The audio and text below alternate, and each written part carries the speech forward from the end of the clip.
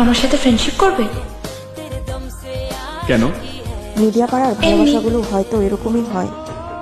শুভশ্রী যখন বিয়ের স্বপ্নে বিভোর, বিয়ে করবেন ভেবেছিলেন খুব শীঘ্রই। তাদের পরিবারেরও সম্মতি ছিল সেখানে, কিন্তু বিয়েটা আর করা হলো না। ফ্রেন্ডশিপ করবে?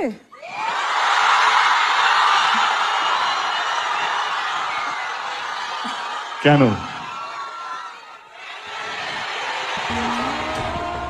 এমনি এমনি? আচ্ছা আচ্ছা, বুঝতে পেরেছি। তার মানে এমনিটা এমনি এমনি না, এমনিটা এখান থেকেই এসেছে। এবার বুঝতে পেরেছি আমরা। ওকে।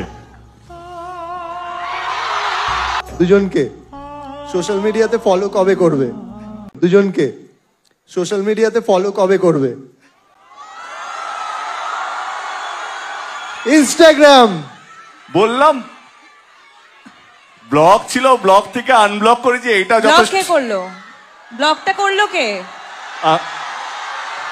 ব্লক করলো কে? আমি ব্লক করিনি।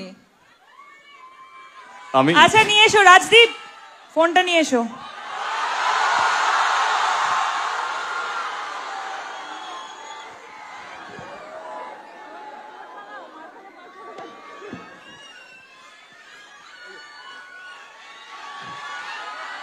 শুভশ্রী ফোন নিয়ে চলে এসেছে। দেবদা, তোমার ফোন কোথায়? আরে ফোনটা নিয়ে আয়।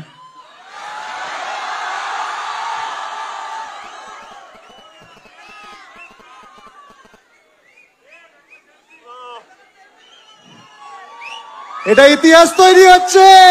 জোরে হাততালি হবে সবাই মিলে। তারা তো আইডি খুঁজছি, ওয়েট। তোমাকে জাস্ট ফলো করেছে, দেখো তুমি পেয়ে যাবে নোটিফিকেশনে। নেটওয়ার্ক নেই।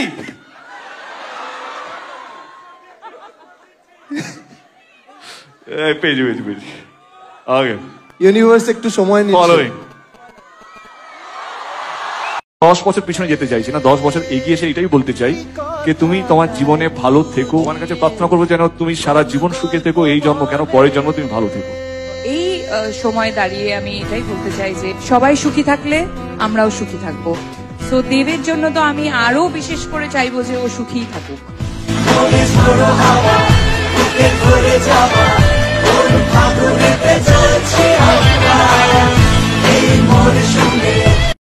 আমার সঙ্গে একটুখানি হয়েছিল বস, 2.5 মাসে প্রেম, তারপর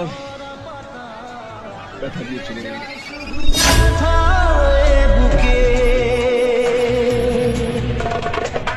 থেমে যাওয়া সেই গানে জমে থাকা অভিমানে বৃষ্টি থামে না দু চোখে। কারণ দেবের মনে রুক্মিণী জায়গা করে নিয়েছে, কারণ শুভশ্রীর সাথে তার প্রেমের স্বাদ মিটে গেছে। তখন শুভশ্রীকে এখন তার না হলেও চলবে। ততক্ষণে হয়তো রুক্মিণীর গ্ল্যামার দেবের চোখে বাসা বাঁধতে শুরু করেছে। যা হয় ভালোর জন্যই হয়। শুভশ্রীও রাজকে বিয়ে করে ভালোই করেছে। এখন তার 2টি সন্তান, একটি মেয়ে একটি ছেলে। দেবের আশায় থাকলে আজও তার বিয়ে করা হতো না।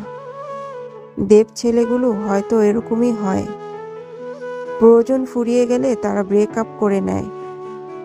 আর এখন শুভশ্রী রাজকে নিয়ে ভালো থাকুক, আর দেব রুক্মিণীকে নিয়ে ভালো থাকুক। দেব কিন্তু এখনো রুক্মিণীকে বিয়ে করেনি। শুভশ্রীও এখন দেবকে ছাড়া ভালো থাকতে শিখে গেছে।